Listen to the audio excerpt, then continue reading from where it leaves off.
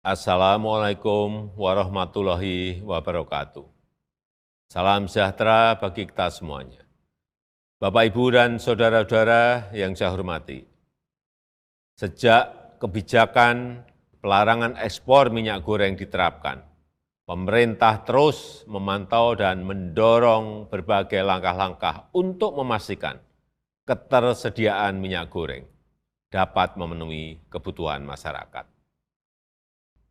Berdasarkan pengecekan langsung saya di lapangan dan juga laporan yang saya terima, alhamdulillah pasokan minyak goreng terus bertambah.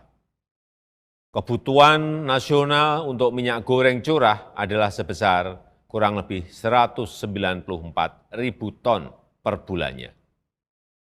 Dan pada bulan Maret, sebelum dilakukan pelarangan ekspor, pasokan kita hanya mencapai 64,5 ribu ton. Namun, setelah dilakukan pelarangan ekspor di bulan April, pasokan kita mencapai 211.000 ton per bulannya, melebihi kebutuhan nasional bulanan kita. Selain itu, juga terdapat penurunan harga rata-rata minyak goreng secara nasional. Pada bulan April sebelum pelarangan ekspor, harga rata-rata nasional minyak goreng curah berkisar kurang lebih Rp19.800. Dan setelah adanya pelarangan ekspor, harga rata-rata nasional turun menjadi Rp17.200 sampai dengan Rp17.600. Penambahan pasokan dan penurunan harga tersebut merupakan usaha bersama-sama kita, baik dari pemerintah, dari BUMN, dan juga dari swasta. Walaupun memang ada beberapa daerah yang saya tahu harga minyak gorengnya masih relatif tinggi.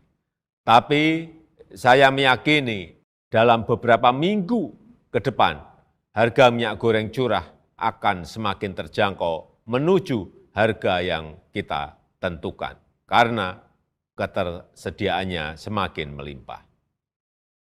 Oleh karena itu, berdasarkan kondisi pasokan dan harga minyak goreng saat ini, serta mempertimbangkan adanya 17 juta orang tenaga di industri sawit, baik petani, pekerja, dan juga tenaga pendukung lainnya, maka saya memutuskan bahwa ekspor minyak goreng akan dibuka kembali pada Senin 23 Mei 2022. Meskipun ekspor dibuka, pemerintah akan tetap mengawasi dan memantau dengan ketat untuk memastikan pasokan tetap terpenuhi dengan harga terjangkau.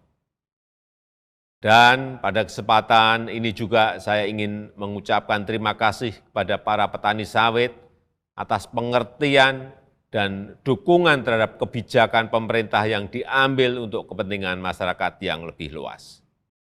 Secara kelembagaan, pemerintah juga akan melakukan pembenahan prosedur dan regulasi di Badan Pengelola Dana Perkebunan Kelapa Sawit agar terus disederhanakan dan dipermudah, agar lebih adaptif dan solutif menghadapi dinamika pasokan dan harga minyak dalam negeri, sehingga masyarakat dapat dilindungi dan dipenuhi kebutuhannya.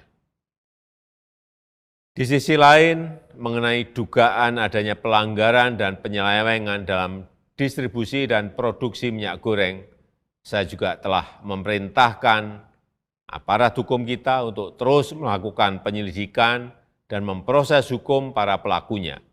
Saya tidak mau ada yang bermain-main yang dampaknya mempersulit rakyat, merugikan rakyat.